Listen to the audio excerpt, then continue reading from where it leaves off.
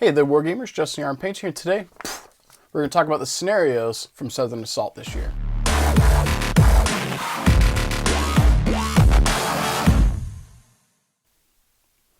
I'd like to welcome you guys back to the channel. Thank you for tuning in. If you listened to my last video, if I put it up in the right order, who knows, I talked about my Southern Assault 2022 experiences. In today's video, I want to talk about the scenarios. Bobby may or may not listen to these videos, but I do think it's worth giving some critiques where critiques are due. If you saw the last video, you saw me doodle. In this one, I'm going to try and draw a little bit better. So, game one. Actually, I don't even have to draw that one. Game one was a straight up kill each other scenario where you took your point total, so 375, versus, obviously, they probably had 375 as well. And then you took your kills minus what they killed, and then you got your score. So in game one against Samir, I think, I don't know, I took out like 200 something points or whatever. So, and he might, let's, doing the math. So let's say we both had 375. In that one, I kill 250 points, 250, and they kill 100, right? That's what you're looking at. So you would take 250 minus 100, and that would be the disparity of 200 points, 150 points, because I can't do math. And that would be like your margin of victory. And then there would be a chart that would tell you, I'm not sure if he had one in his packet here. I don't have one from the tables. Yeah, so in this case, you would look at your little chart. Your margin of victory was between 101 and 150. So then you come over here, and this was your battle points.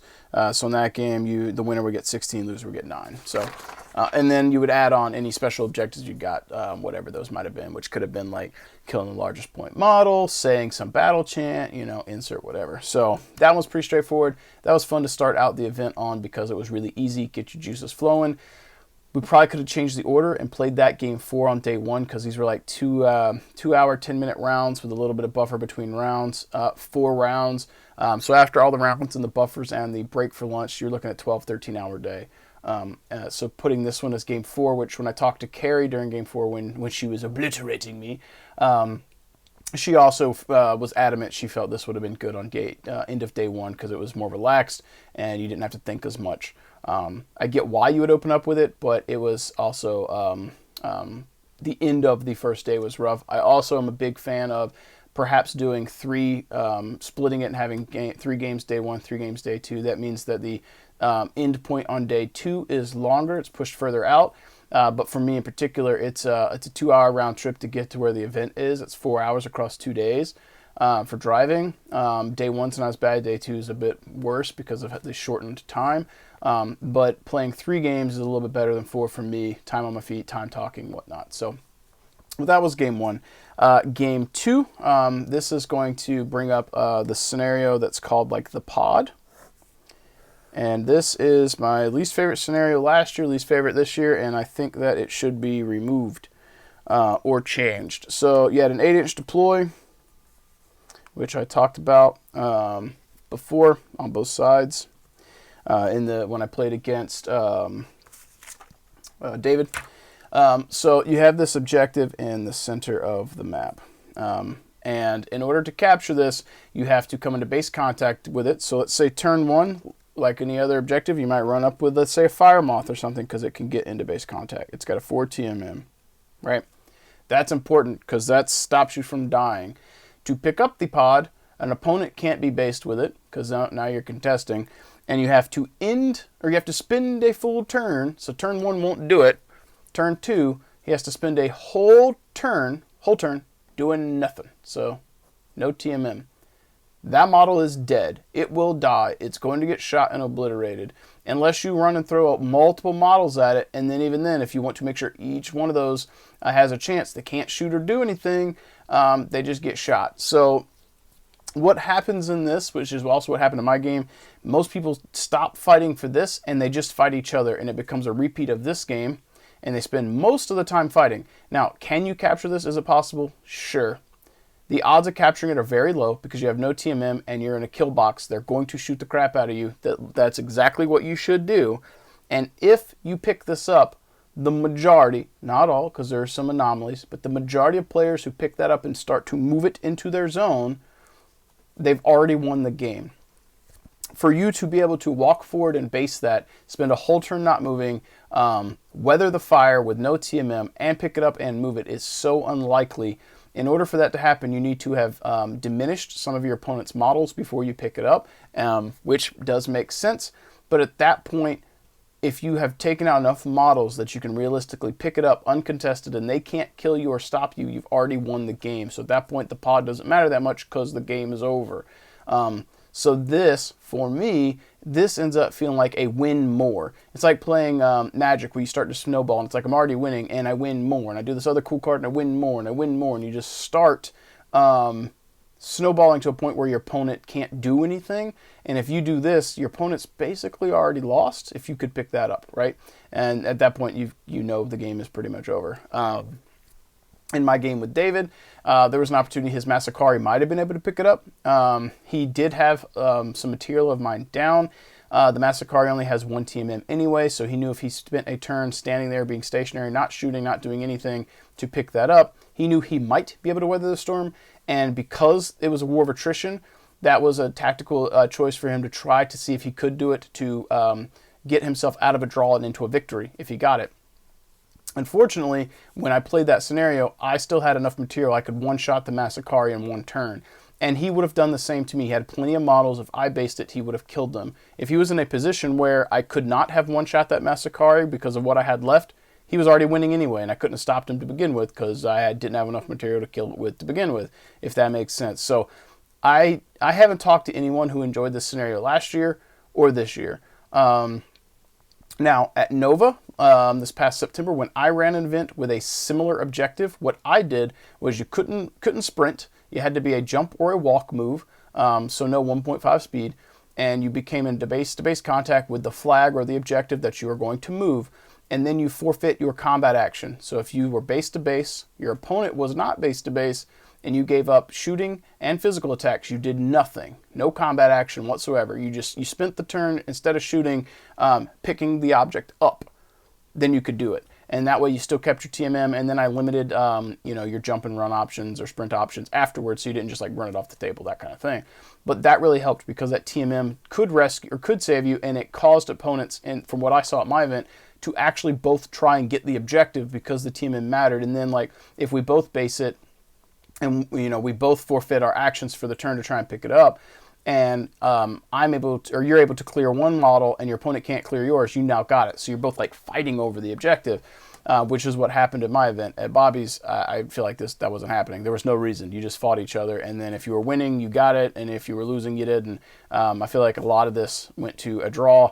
And like in my game with David, I won by 1 point because I got a secondary objective, which was my fastest model still alive at the end of the game. It was, so that game was a 15-14.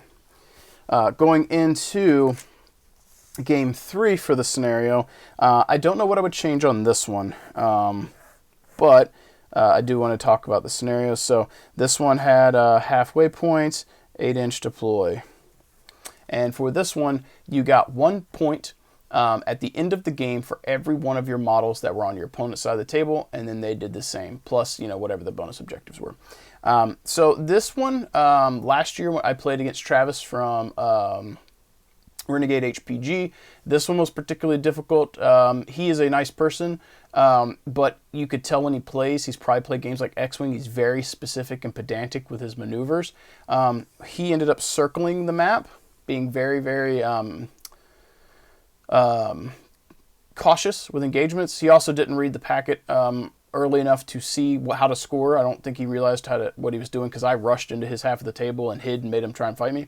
But he was very cautious with his moves, and I think with this type of game where players want to be on opposite sides of the table to score, neither side wants to lose material because then that means the other side wins, or they're winning and you have to come fight them, and then you could be on the side of the table and it's a back and forth and it's a problem. I think that leads to less aggressive gameplay, or really aggressive gameplay, which makes sense. But I think that if players are concerned with losing, they may play very passive because they're worried. I think this scenario is probably fine. I think the secondary objectives help with it.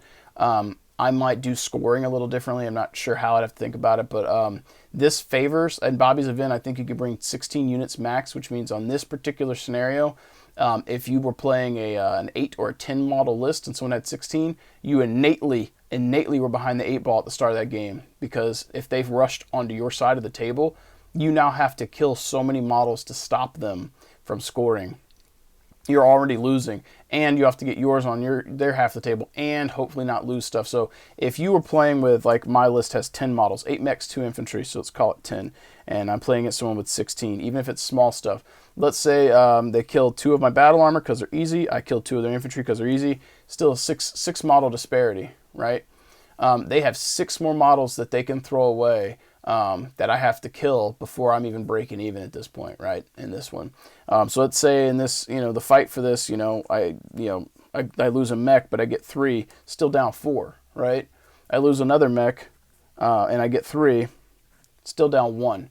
And at that point, I've probably killed all the light stuff, and we're into tanks and, mechs that are left, and I've lost considerable material. It's not much, but like when you're only bringing 8 mechs and you've lost 2 of them already, that's pretty expensive stuff potentially. So this one highly favors high unit counts. I think the more competitive lists were sitting around the 12 unit mark thing, so it's not quite as bad.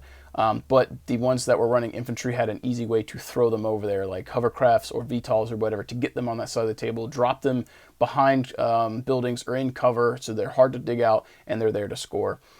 This is also why I think for Bobby's event, bringing infantry is important. Not only is it helpful in this scenario, but the other scenarios that I'll discuss, it's also helpful for.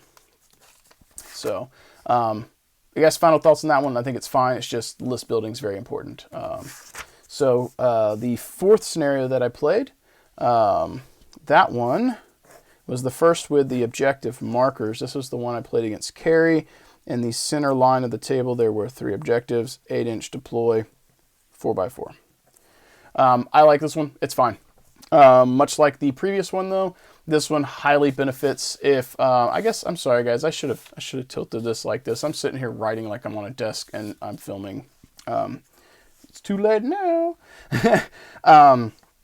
I like objectives. This highly favors people that have lists with infantry or more units to score, which makes sense. But I think this one is fine. I like having to fight for objectives. I think it's cool. I like Game 6's objectives better because it has 5. I like having a little bit more objectives versus 3. But I do like these are central, so you can't sit in your deployment zone and hide, so you have to fight for them. I do think of the scenarios, though, that I like the 5 setup better. So nothing fancy on this one. If you had to play it and you had some transport capacity with infantry, you're going to do just fine. Going into Game 6, this was my least favorite. So 4x4, standard 8-inch deployment. As I said in the video, this was the one I played against Matt. And we had one objective in the middle. We had 8 gates around it. And the gates look something like this. We make them at DRD. And it has like a little acrylic hex barricade thing or hex wall that comes out of the top, so a mech can basically be hidden kind of behind it.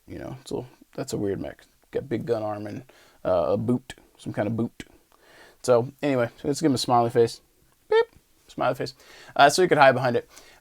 This one is basically King of the Hill, and the way that Bobby did it was at the end of any turn, or excuse me, at the end of every turn, you got 1 point for every model you had within 3 inches of that center. And this was approximately 12-inch diameter and 6-inch diameter around that circle. So you had a little bit of buffer on each side between the scoring objective and the barricades. In theory, it was meant to like block lines of fire through.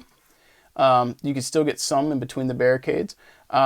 In actual gameplay mechanics, I think most people just rushed in because they wanted to get maximum points. So then you were playing a 375 point list in a 12-inch diameter deployment circle. That's what basically happened.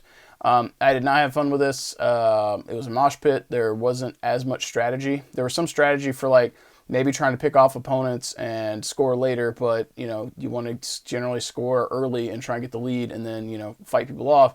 And my opponent played that way. He saw it, I saw it, and that's what we did. We rushed in for the points, and we just blew each other up. This game was decided on turn 3. I conceded, unfortunately, but it was over. It was already over. Other games may have differed based on what their lists had. I imagine in Carrie's game, and I bring Carrie up a lot because she had, I think, one of the best lists there. She probably drives forward with both hovercraft, throws out 2 battle armor in there, plus the hovercraft, so she has 6 scoring units already on that center objective. And you have to clear them. You have to shoot them. And that's not including the super high TMM jumping spider, so she's probably sitting at 8 on turn 1. And you have to clear them all, and if you can't clear them all, you need to also be scoring. Actually, you need to be scoring anyway. So you just flood the zone, and then it's probably just a fight back and forth, right? And then in her case, if you don't clear them, and she does get ahead, now she could just load up in the objectives, fall back, and then sit there and shoot you as you try and get in to get points, right? So I think the majority of people probably just rushed in, flooded, tried to get points, and died. Might have been a little different for other people, but I absolutely hated this. This was bottom 2 for me. The pod is 100% needs to be changed or removed, in my opinion. This one, something else. I did not like King of the Hill mosh pit stuff personally. Other people's opinions may vary, but like I would have rather played game 4 against Carrie again, where I got absolutely wrecked and had a chance to win, versus this one where it basically felt like flipping a coin. Personally, I didn't like that one. And then game 6, which is probably one of my favorites for the setup, and this is because I come from a 40K background, and this is a pretty standard style scenario. 40K might have more like 6, but this one had 5 objectives, 8-inch deploy. The objectives here were just outside your deployment zone or just in, something like that. This one you scored at the end of every turn if the objective was uncontested. So much like the game with Carrie, in this one you want to try and get ahead early, and then you're like in the case I did with Mason, I got ahead. It was, I think, 3-1 at the end of turn 1. I knew that, so I could contest what I could, fall back and fight off of these safely, and I knew at some point if he wanted to win, he was going to have to hold more objectives than me, which meant he was going to have to fight for the middle and hold those 2. So he's going to have material pulled back away from the fight. I was going to have overlapping fire here, and for him to try and tie it up, he had to hold all 3, and I could just fire into it. So I knew the strategy for this one. It's pretty standard fare because I come from a 40K background, and I've done stuff like this before. This one's standard. It's really simple. I think people get it. I think this also favors lists that have more combined arms. Tanks, high mobile stuff to score objectives is good. This was actually tough for me. I knew how I wanted to play it, but my opponent had 2 hovercraft and infantry in each one and 2 battle armor, so he had the stuff to play. He made some misplays early on this objective here versus shoving to this one, which I think might have pushed us more to a tie game if he had played that way. But I liked this one, so that mostly because it's simple. We get to enjoy playing a game, rolling dice, and we don't have to worry about a weird scenario putting a sour taste in our mouth, in my opinion. So again, looking at these, if I had to rank them, the standard kill one, we're just going to call that a null because it's standard, whatever it is, what it is, gaming. The one in the middle, we're going to give that of the 5. We're going to put that as 5. Bottom 5 is the worst for me. This one we're going to put as a 4. Second worst for me. We will put probably this one, in terms of fun factor for me, a 3. That was okay. I like having more objectives. We'll probably give the one we had to be on your opponent's side of the table a 2, because I do think this one can be fun if you and your opponent have similar number of activations. The dance and the shooting can be fun if you're both attempting to engage. So I enjoyed that one this year. I didn't enjoy it last year. Again, I played against Travis from Renegade last year. He's really nice. His models look good. The way he played it was very like chess-like or X-Wing-like, where his movements were very methodical, and I probably rolled like 3 attacks the whole game. It was very limited. So that said, while I didn't enjoy the game as much, he was fun to talk to and play with. So he also came across as a very serious individual. If you ever get a chance to meet him, he's pretty cool. And then this one was probably my favorite, mostly because it's pretty straightforward. So I do hope that next year Bobby's scenarios change a little bit. I might pitch the idea, because I have experience doing TO stuff, I might pitch the idea of maybe working with him to use some of my Nova scenarios, even if that means DRD donate some 3D miniatures for it, because my scenarios all used 3D miniatures. We did a scenario I called Karnov Down, which is a VTOL, which was a zone to control and infantry to capture or rescue. I did one where you had convoy escort. These also use 3D models that DRD produces. And then one where you had to capture experimental tech. And all of those ended up with opponents keeping 3D things we produce, because they were the elements you used to play the scenario. And I let both players, divvy up and keep stuff, which was really cool. So if I do help Bobby with scenarios next year, it would be under the assumption that if I play in the event, I am only participating to try and win Best Painted, or non-winning things. Like, I'm not playing for first place, I'm just playing to play, and I, as the ringer, like a buy round person, but whoever plays me, I'm not taking away from their score, basically, because I would know about the scenarios before they did. So I'm there for the fun of it, and to help ensure someone else has a fun experience. And then I'm there mostly for the hobby side. That's for me. I would give up my potential to place, if it meant I could help craft scenarios that might be more fun for players to engage with. And if anyone here is interested in seeing the stuff from Nova last year, drop a comment. I might be able to get a Dropbox link and send you the packet. It was not perfect, but I think it was really cool, and I think that going into Nova 2023, if we run stuff there, my events scenario packet will be better than it was this year. So, but that being said, I enjoyed this. If you guys were at Southern Assault and you have different experiences or thoughts on these scenarios, sound off in the comments below. Let me know. If you have your own thoughts or experiences with events and scenarios for Battletech, sound off as well. Hope you guys enjoyed this chat. As always, hit that like and subscribe button. Sound off in the comments below with anything at all. But with that being said, I've rambled on enough. As always, keep rolling those dice, keep painting those models, and I'll catch you guys next time.